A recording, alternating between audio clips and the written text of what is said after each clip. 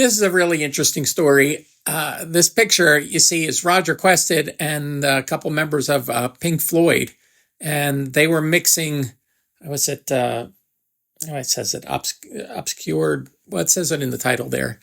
And the funny thing about Roger mixing, they kept on going over and over the mix, and they just couldn't get it right. There was two bass lines that were recorded, and every time Roger Waters would say, "Okay, switch over to the other one," he would give the cue too late, and Roger Quested was trying to do it, and they couldn't make it happen, and they were just getting annoyed with the whole situation.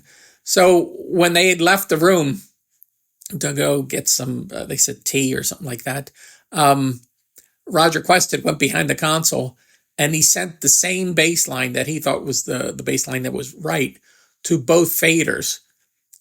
So either fader was playing the same bass line. So when they came back in, he said, "Okay, here's the two faders. You fade from one to the other to decide, which one you want to come in and out, or you can." And so they did the mix, and they said, "Okay, perfect. It came out great."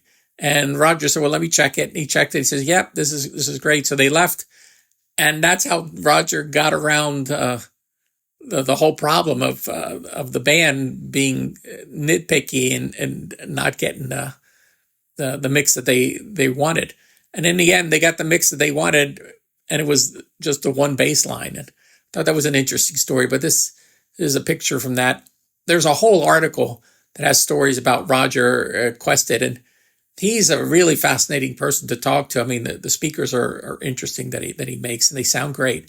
But his stories, he was an assistant engineer on Led Zeppelin 1, which is, big history right there. And he has so many stories that you try to pull out of him, and he wouldn't tell you until you sat him down and got a bottle of wine, and he drank the whole wine, and then he start talking. I mean, he told me that he worked at one studio, and he always drove this a little Fiat, and Rod Stewart was recording at the studio, and he would race Rod Stewart to the recording studio. I think he had the Fiat, and Rod Stewart had, I don't know if it was a Lotus or something like that.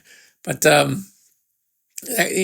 any person you mentioned, he had some kind of story, but it took forever to pull it out of him. So I thought you guys be interested in this.